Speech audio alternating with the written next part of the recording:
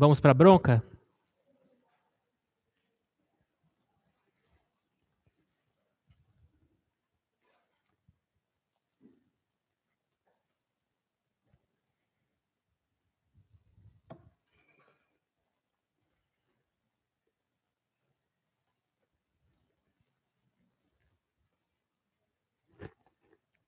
Todo mundo lembra aqui a primeira surra que tomou quando era criança? E para os pais aqui presentes e mães, vocês lembram a primeira surra que vocês deram nos seus filhos? Eu aposto que deve ter saído do controle. Vocês devem ter falado várias vezes, né? Não faça isso, não faça isso, não pega isso, não vai para lá. Aí chegou o momento que fica um estado de descontrole, não tem mais jeito, eu vou ter que bater. É isso que nós vamos ver hoje. Acabou a paciência de Deus para o povo. O capítulo 8 de Amós é um capítulo muito difícil. O nosso tema de hoje é o fim de uma nação. É sobre isso que nós vamos falar, o fim. Deus declara o fim do seu povo aqui. Nosso Pai, Deus, ele se cansou. Ele já chamou muito nossa atenção e agora ele vai nos bater, né? Vai exercer o seu juízo em nós. Amós, ele direciona a palavra de Deus, ele é o profeta de Deus, ele prega para o povo de Deus, para um povo que estava vivendo um tempo de poder e de prosperidade. O povo de Deus aqui estava próspero de uma forma externa e superficial e financeira, e ele estava poderoso, eles tinham grandes cargos no seu povo. Então, essa era a situação do povo de Deus. Todo mundo acomodado nas suas casas de mármore. E Amós chega e ele traz uma palavra dizendo que a situação do povo de Deus não era de poder e prosperidade, era uma situação de corrupção interna. O povo estava corrupto. Os pecados pelos quais Amós exorta desde os primeiros capítulos fala sobre a negligência da palavra de Deus, como o povo era negligente na palavra de Deus, como o povo era idólatra, como o culto era pagão, como o povo era ganancioso, como a liderança, tanto do Estado quanto da religião, da igreja, era corrupta. Como existia uma liderança que oprimia os pobres. Então Amós começa a pronunciar, e nesse capítulo 8 é a pronúncia, o ápice dela, o pronunciar do julgamento de Deus. Agora acabou, ele começa julgando as cidades vizinhas, julga Judá, Edom, Amon, Moabe, julga essas cidades próximas, e agora ele direciona especialmente para o povo de Deus. No domingo passado nós vimos a respeito das 3 visões, vimos a respeito do gafanhoto que chega e destruirá tudo, do fogo que consumirá tudo. Então o profeta intercede e Deus suspende esse castigo. Então temos a terceira visão que fala a respeito do prumo, que é uma visão de algo mais íntimo. Você com Deus aqui, se sua vida está reta ou não diante de Deus. Então agora nós temos a quarta visão, que mostra a visão da cesta de frutas maduras, frutos de verão. E é sobre isso que o texto vai falar, né? Sobre como nós, o povo de Deus, somos frutos maduros. Nós estamos prontos para ser colhidos, mas colhidos para o julgamento e para a condenação. É isso que o texto vai falar, é o fim de uma nação. Aqui nós temos um Estado corrupto, nós temos aqui os líderes que são ricos, soberbos, vivem em seus palácios, eles enganam e roubam o seu povo, e aqui nós temos uma igreja corrupta, nós temos aqui sacerdotes que se venderam, nós temos aqui sacerdotes e líderes que venderam seu ministério para justamente servir esses líderes corruptos. Ou seja, quando o Estado foge do controle e quando a religião foge do controle, então chega a hora do juízo divino. Então nós temos aqui a quarta visão. Acompanhe comigo do versículo 1, o versículo 2. a visão de um cesto de frutos. O Senhor Deus me fez ver isto. Eis que aqui um cesto de frutos de verão. E perguntou, que vê, Amós? E eu respondi, um cesto de frutos de verão. Então o Senhor me disse, prestem atenção nisso, chegou o fim para o meu povo de Israel, e jamais passarei por ele. Versículo 3, mas os cânticos do templo naquele dia serão uivos. O Senhor Deus, diz o Senhor Deus, multiplicar-se-ão os cadáveres em todos os lugares, serão lançados fora. Silêncio. Essa é a visão de Amós. Essa visão mostra que o dia do juízo está chegando para o povo. O povo de Deus é assim como esse cesto de frutos que está maduro, não de maturidade, né? Maduro espiritual. Não, é de maduro, é que já chegou a hora, o momento da colheita para o juízo. E nesta visão, é o povo de Deus que é esse fruto que está sendo colhido. Somos nós. Se coloque nessa situação. Nós estamos sendo colhidos e chega no verso 2 e Deus diz assim, chegou o fim. Basta, chega o fim do povo de Israel. Acabou. E Deus está anunciando o fim do mesmo povo que Ele já abençoou tanto. É o povo que Ele tira do Egito, é o povo que Ele tira da escravidão, é o povo que Ele tira do cativeiro, é o povo que abençoa durante os 40 anos do deserto, é o povo que presenteou, que Deus presenteia com a terra prometida, é o povo que Deus presenteia com a sua lei, com os escritos, para guiar justamente no caminho da verdade. É o povo que Deus levanta constantemente profetas, reis, sacerdotes para exortarem. Mas Deus diz, chega, basta.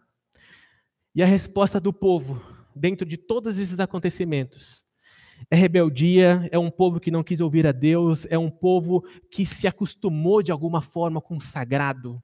É o povo que se dizia especial, mas apenas isso, de forma superficial. É o povo que não se manteve santo, não se manteve separado e irrepreensível diante de Deus.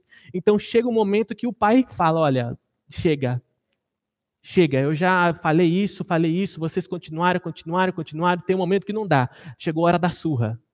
E chega esse momento do basta.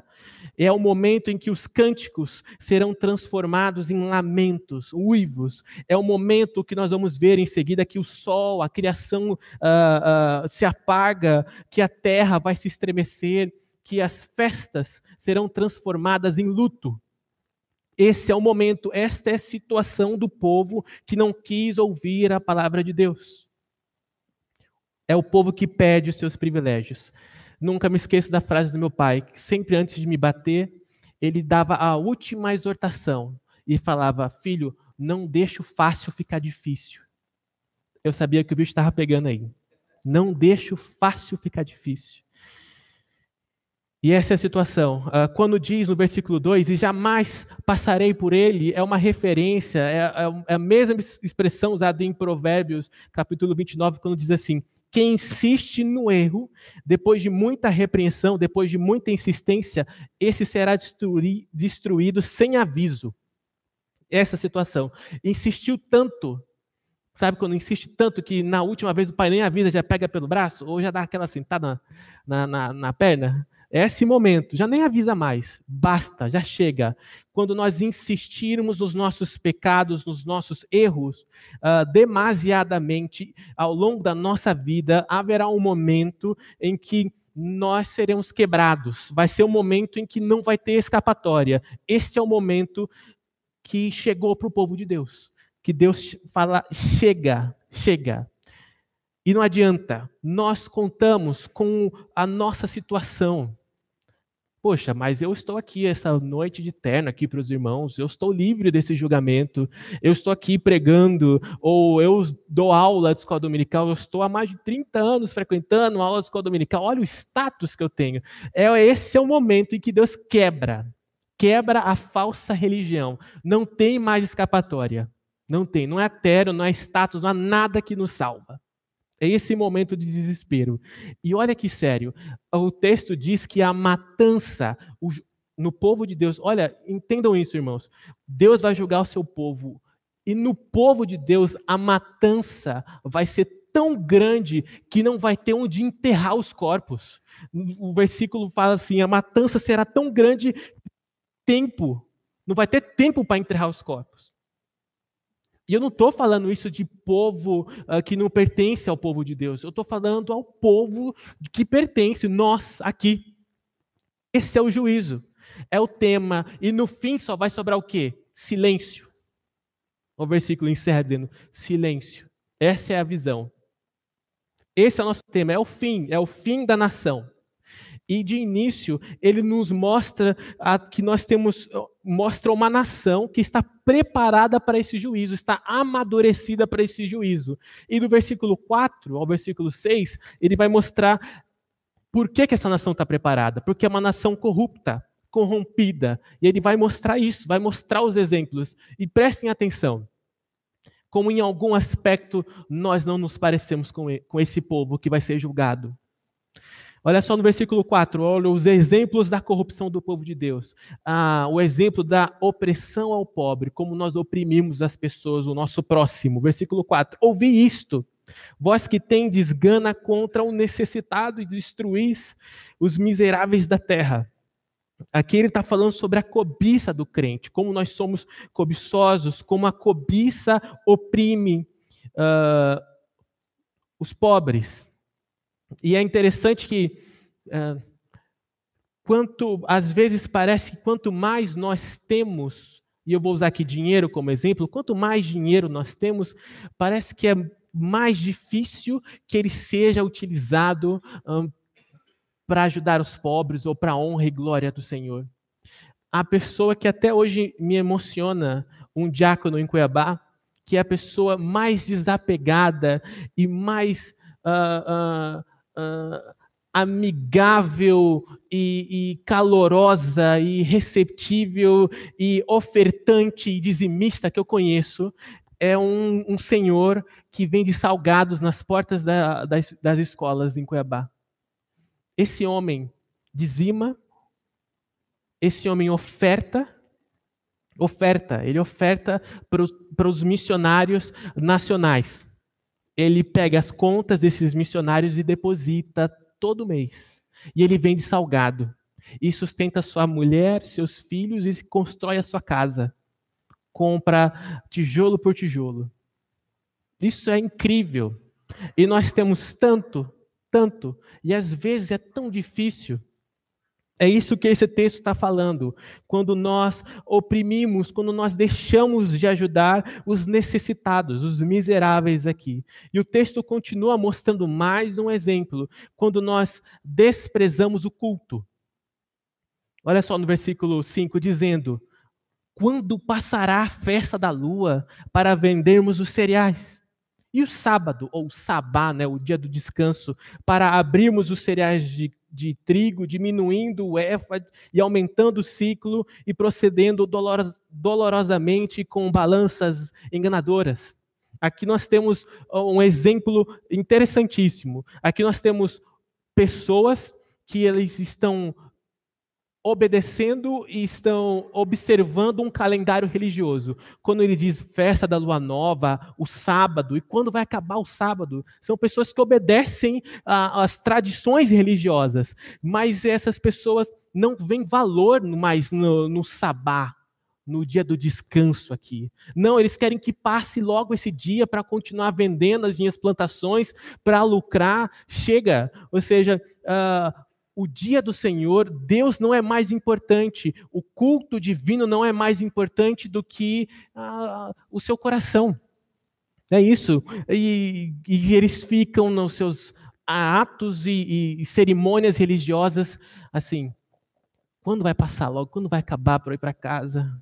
quando que isso vai acabar, e ou estão aqui ouvindo e cantando, mas estão pensando no que vai acontecer amanhã no escritório, na planilha que tem que preencher, ou na venda que tem que executar, ou no olerite, ou no boleto, ou no extrato, ou na comissão. Estão pensando em qualquer coisa, porque no fundo o religioso se perdeu, o divino se perdeu. Você, ou a sua vida, ou a sua cobiça, o seu lucro, o seu sustento é mais importante do que o Senhor.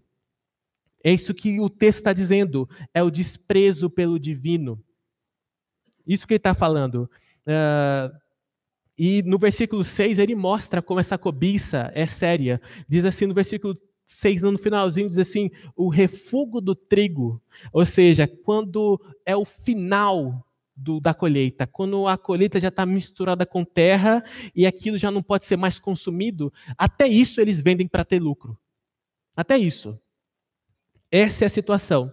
Então, pensando nisso, pensando como o povo deixa de se preocupar com o próximo, explora o próximo, pensando como o povo deixa de se preocupar com Deus, eles se preocupam mais com o lucro do que com Deus. Agora nós temos o último exemplo, que quando mostra que o lucro é mais importante do que a honestidade.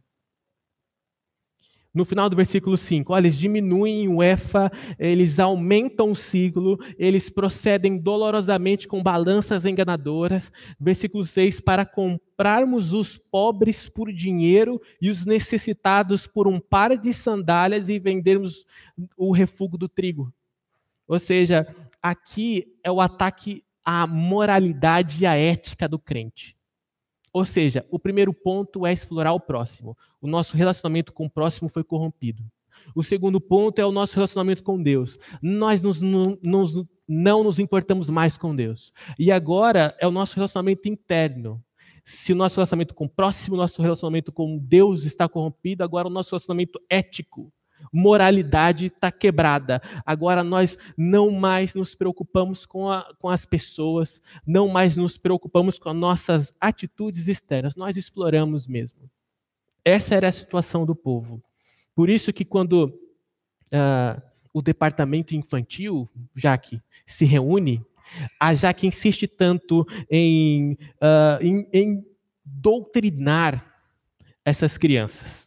Porque quando nós tivermos uma boa doutrina, uma boa teologia, então as nossas atitudes vão ser corretas. Agora, quando nós tivermos uma má doutrina, aí nossas atitudes vão ser erradas.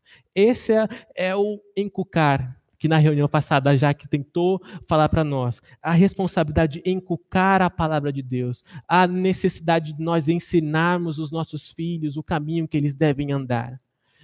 Doutrina. E a doutrina do povo aqui está errada. Está errada. Israel desconsidera o próximo, desconsidera Deus, e então não tem dificuldade em desconsiderar a ética cristã. Não tem problema nenhum. Por isso eles diminuem o efa, aumenta o ciclo, isso são expressões de medida, né? Eles enganavam na quantidade da venda. Eles falavam que iam vender uma certa quantidade, mas colocavam um fundo falso ou um fundo mais alto e falavam e vendiam. As balanças, ou seja, tanto na quantidade quanto no peso, eram enganadas. As pessoas eram enganadas.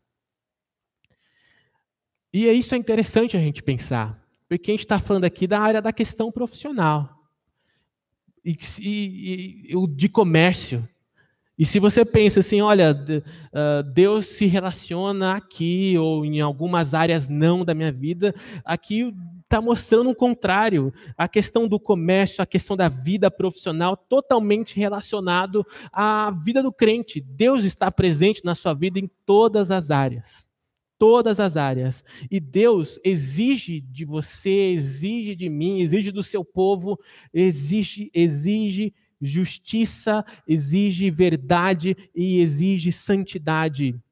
E Deus condena a prática errada, desonesta. E é isso que Amós aqui está enfatizando. A honestidade precisa ser uma expressão dos que temem a Deus. o prestar o culto a Deus vai além daqui. Você presta o culto a Deus no seu trabalho, na forma que você trabalha, na forma que você joga futebol. Uma vez eu conversei, eu gosto muito de conversar com motorista de Uber e com taxistas. Eu gosto muito e perguntei como é o trabalho do Uber para eles, como é trabalhar servindo as pessoas. E eles vão comentar a dificuldade que é, como as pessoas se sentem chefes dos motoristas, tratam mal, mandam e desmandam, porque teoricamente tem um poder, né? Você dá a avaliação, né? E você pode dificultar a vida do motorista. Então as pessoas acabam explorando. Essa é a manifestação do coração do homem. E aqui está a denúncia. Nós tratamos mal o nosso próximo, nós exploramos o nosso próximo, nós nos esquecemos de Deus, o culto é chato, é cansativo, estou preocupado mais com o meu bem-estar, e nós temos a nossa moralidade, a nossa doutrina corrupta. Então a nossa ética cristã se perde. Essa era a condição do povo. E quando a perversão atinge tal ponto na vida do crente, na vida do homem, ele passa a não tratar o próximo como próximo, ou a pessoa como pessoa. Aqui, olha só no versículo 6, para comprarmos os pobres por dinheiro e os necessitados por um par de sandálias. Ou seja, está tudo tão desvirtuado que nós tratamos as pessoas como objetos aqui. Aqui o povo perde a noção de humanidade. Olha que sério. Nós não mais respeitamos as pessoas ao nosso redor. Por isso nós tratamos mal o motorista. Por isso que nós desrespeitamos as pessoas. Porque perde o sentido. E esse é o fim, irmãos. Esse é o fim. Aqui temos uma nação preparada, madura para a colheita do juízo. Aqui nós temos uma nação corrupta, uma nação que oprime o próximo, uma nação que despreza o culto, uma nação que entende que o lucro e o bem-estar é mais importante que a honestidade. Então, do versículo 7 ao versículo 10, nós temos aqui a nação que é condenada por Deus. Agora Deus vai mostrar a condenação. Olha só, e nós temos aqui as figuras que representam o juízo de Deus. O terremoto, as trevas, o funeral e a fome. São essas quatro figuras. E olha que interessante, para os irmãos pensarem. Se vocês estão pensando assim, o Everton está lendo isso e ele está exagerando, hein? Acho que não é isso não. É muito mais sério. Esse juramento, esse julgamento, esse anunciar do fim é dado por Deus. E ele fala isso, ele reafirma isso 3 vezes em Amós. Olha que interessante, no capítulo 4, versículo 12, diz assim: e jurou o Senhor Deus pela sua santidade. Ou seja, Deus está falando assim, eu vou julgar esse povo. Em nome da minha santidade eu vou fazer isso. No capítulo 6, versículo 8, diz assim, e jurou o Senhor por si mesmo. Ou seja, Deus está falando assim, eu vou julgar esse povo por mim mesmo, em nome de mim. Deus está falando. E agora, no capítulo 8, mais uma afirmação. Diz assim, capítulo 8, versículo 7, e jurou o Senhor pela glória de Jacó. Ou seja, eu vou julgar e condenar esse povo em nome da minha própria glória, eu vou fazer isso. Ou seja, em nome da minha santidade, em nome de mim mesmo e em nome da minha glória, eu vou julgar esse povo e eu vou condená-los. É Deus anunciando aqui. É Deus falando. Em meu próprio nome eu vou fazer isso. Que sério, irmãos.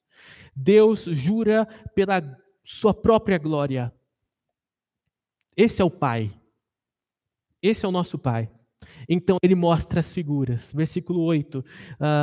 Por causa disso, não estremecerá a terra e não se enlutará todo aquele que habita nela. Certamente levantar-se-á toda como o Nilo será agitada e abaixará como o rio do Egito. Aqui é o primeiro exemplo do momento do julgamento de Deus. Quando o julgamento chegar, é o terremoto que vai chegar e Deus vai conduzir esse juízo tremendo a terra, a sua criação, estremecendo e através de uma tempestade que vai destruir tudo. E o versículo 9 mostra as trevas, a continuação disso. Sucederá que naquele dia em que tudo estremecer, diz o Senhor, farei que o sol se ponha ao meio-dia e entenebrecerei a terra em dia claro. Ou seja, aquele primeiro cântico, João, me ajuda aí, o primeiro cântico que nós cantamos do Salmo, o Senhor é minha luz, é minha salvação. Esse cântico é lindo porque ele mostra um povo que reconhece a luz de Deus, né? O Senhor é minha luz, a minha salvação. Só que aqui é o povo que não vai ter essa luz. Vai ter trevas. É a treva que vai chegar no meio da noite, no meio do dia, da noite não dá, né? Vai chegar no meio do dia a escuridão. Alguns comentaristas pensam nisso como algo literal, que realmente vai escurecer, mas outros pensam que é um ensino, pensando, não vai ter a luz de Deus, como o Salmo 29 anuncia, né? É a luz de Deus, não, vai ter apenas a escuridão aqui. Ou seja, a criação vai tremer, as trevas, a luz de Deus vai se ausentar e o funeral vai chegar. Versículo 10. Converterei as vossas festas em luto e todos os vossos cânticos em lamentações. Porei pano de saco sobre todos os lombos e calva sobre toda a cabeça. E farei que isso seja como luto por filho único, luto cujo fim será como dia de amarguras. Ou seja, aqui nós temos o funeral. Aqui nós temos 3 verbos interessantes. O converterei, porei e farei. Esses 3 verbos são verbos que anunciam que quem vai fazer o funeral, quem vai converter as nossas festas em luto, quem vai transformar a nossa roupa em pano de humilhação e quem vai transformar a nossa vida como um luto, vai ser Deus. É o verbo aqui que indica que é Deus que vai fazer isso. É Deus que vai transformar o nosso sorriso em lamento. É Deus que vai transformar o nosso luxo em lixo. É Deus que vai transformar a nossa vida com sofrimento. E a comparação aqui é com o pai de um filho único. Imagina um pai que perde seu único filho. Essa é a comparação. Deve ser uma dor horrível. E aqui nós temos o estado final que vai ser a amargura. Esta é a situação do povo. Esse é o alerta do profeta. Ninguém que abandona a Deus fica impune. O desprezo a Deus e a santidade de Deus causa e traz consequências. Uma relação superficial nos levará a um momento de angústia. Nos levará ao momento de trevas.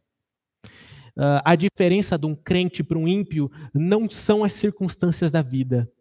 Não é porque eu sou crente eu vou sofrer menos. Eu acho que crente até sofre mais. Não é isso, mas é justamente no momento das trevas, do funeral, da fome, do tremor, que revela quem é o crente e quem é o ímpio. Esse é o propósito, é mostrar onde está o nosso fundamento. Quando as trevas chegarem, onde você vai correr? Se você vai correr pelo seu luxo, vai ser transformado em lixo. Se você vai correr pelo seu status, você não vai ter nada. É isso que ele está falando. E essas são as 3 figuras. E a última figura fala sobre a fome. Que no momento final vai ter a fome, a figura da fome, do juízo de Deus. Do terremoto, a figura do funeral, a figura das trevas e agora a figura da fome. E quando eu vi isso a primeira vez, eu pensava que era fome mesmo. Vai chegar um momento que a gente vai morrer de fome nesse juízo. Mas não é essa fome. Olha que interessante, versículo 11. Eis que vem dias, diz o Senhor Deus, em que enviarei fome sobre a terra, mas não de pão, nem sede de água, mas de ouvir as palavras do Senhor. Essa vai ser a fome. Andarão de mar a mar e de norte até ao oriente. Correrão por toda a parte procurando a palavra do Senhor e não acharão. Olha que interessante, a fome da palavra do Senhor. Para que vocês entendam o que esses 2 versículos estão falando, é exatamente o que acontece na igreja atual. Para que vocês entenderem o que Amós está falando aqui, é exatamente o que a igreja vive hoje. Muito pouco do que eu disse aqui para vocês é novidade. Santidade, arrependimento, mudança, levar o culto a sério, blá, blá, blá, blá, blá, blá, blá, blá, blá, blá. Vocês já ouviram isso 1 milhão de vezes. Várias vezes. Todo domingo vocês estão escutando isso. Abandono de pecado, dependência de Deus. Todo domingo vocês escutam esse blá, blá, blá. Todo domingo. E foi assim com os profetas. Os profetas falaram. E como consequência disso, eles foram julgados, eles foram ignorados, eles foram perseguidos, eles foram presos, mortos, e Deus continuou levantando homens, falando isso, esse blá blá blá. Continuou esse blá blá blá. Continuou, e o povo continuou. Tá ok, agora não, talvez depois, hoje não, ok, bacana, isso eu não entendo, isso eu não quero, até que chegou o dia do juízo. Aí quando chega o dia do juízo, agora eles têm sede de fome. Agora eu quero. Mas não vai ter mais. Acabou. Todas as tentativas, já está tarde demais. Já acabou. E nisso é um pedido agora, meus irmãos. Nós precisamos buscar o Senhor enquanto Ele ainda está perto. Enquanto Ele ainda fala. Porque vai chegar um dia que a gente vai de mar a mar e não vai mais encontrar isso. Que já vai ser tarde demais. Se nós imaginarmos um futuro sem Deus, um futuro sem a eternidade de Deus, então nós vamos reavaliar o presente. Esse é o propósito, essa é a exortação. Quando a morte se aproximar, então não será fome e sede de comida ou bebida que a gente vai buscar. Mas quando a morte chegar, a gente vai buscar a Deus. Tem um espaço dentro do nosso coração que só Deus completa. E se você pensa que isso é... deixa eu pensar nisso quando for morrer. Semana passada eu encontrei o meu professor de grego. Ele estava caminhando, na caminhadinha dele. Morreu ontem. Uma AVC e faleceu. É isso, irmãos. É essa urgência que eu tenho tentado exortar os irmãos. Vai chegar um momento que a gente vai procurar e a gente só vai precisar do Senhor. Não vai ser luxo, não vai ser fome, não vai ser sede que a gente vai buscar mais, vai ser o Senhor. E busquem isso enquanto Ele ainda está aqui, irmãos. Enquanto é possível. Olha como o texto continua dizendo no versículo 13. Naquele dia, no dia do julgamento, as virgens formosas, ou seja, as mulheres mais bonitas, e os jovens, os homens fortes, a flor da idade, esses homens, ou seja, pode ser a maior beleza ou a maior força, todos vão desmaiar de sede. Não tem jeito, não tem força, não tem status, não tem beleza. Vai acabar.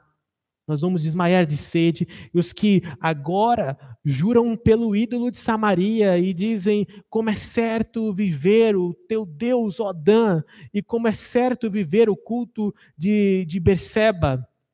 Esses mesmos, ou seja, ele está referindo aqui ao culto idólatra, né? Aos nossos falsos deuses, como nós seguimos. Hoje nós não temos o Dan, mas nós temos o amor ao dinheiro, nós temos a arrogância, nós temos aqui a soberba, nós temos a nós mesmos como ídolos, né? Da nossa vida. Vai chegar o momento que a gente vai se curvar a isso e não vai encontrar nada. Não vai achar nada. E esses mesmos cairão e não se levantarão jamais. Você pode ser bonito, pode ser forte, formoso, que não vai dar. Pode ter o centro, você pode ir para a academia todo dia e deixar o seu ídolo bonito, forte, Você pode comprar aquela casa dos sonhos e construir e deixar aquilo no auge. Esse é o seu maior ídolo, ou o seu currículo. Vai chegar um momento que tudo isso vai cair, não vai sobrar mais nada.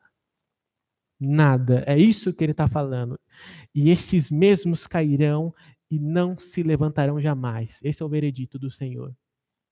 Essa é a palavra final. Nós temos aqui o fim de uma nação.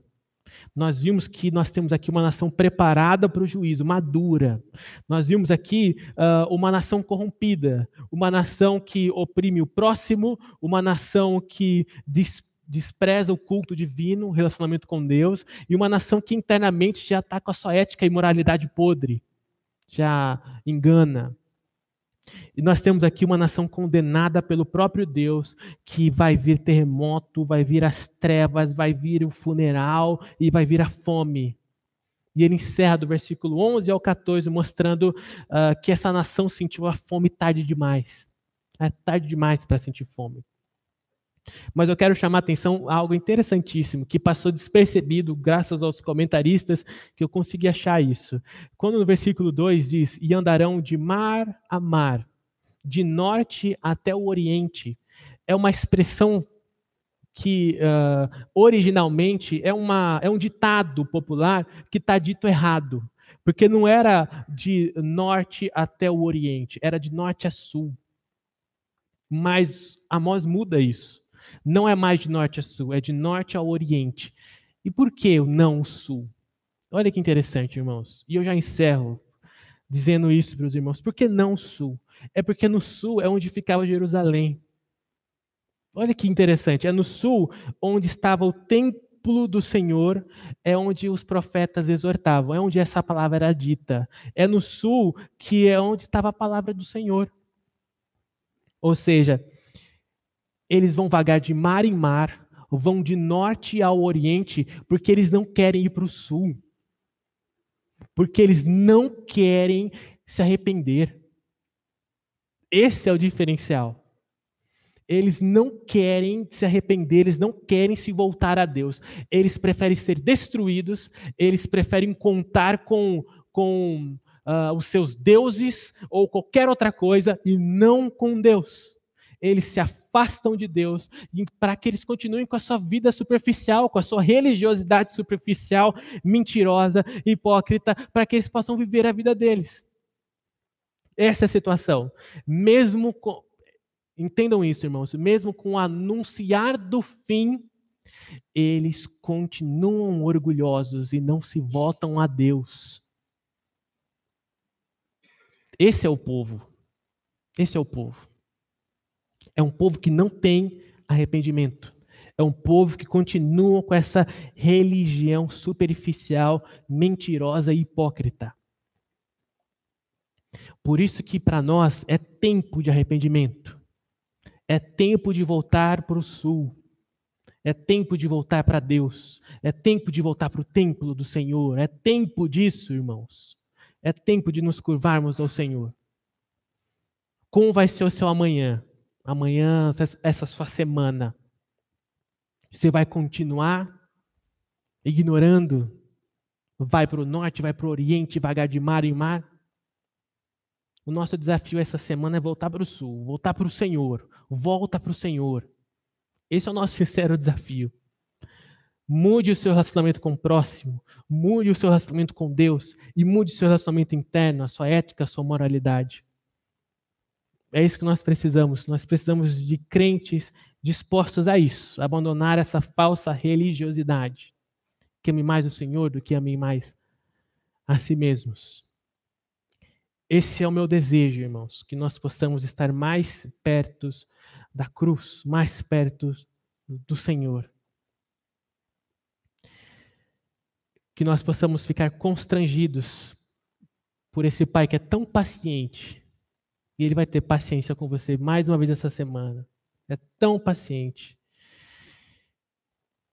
Que nós possamos declarar sem reservas que Ele é o nosso Salvador.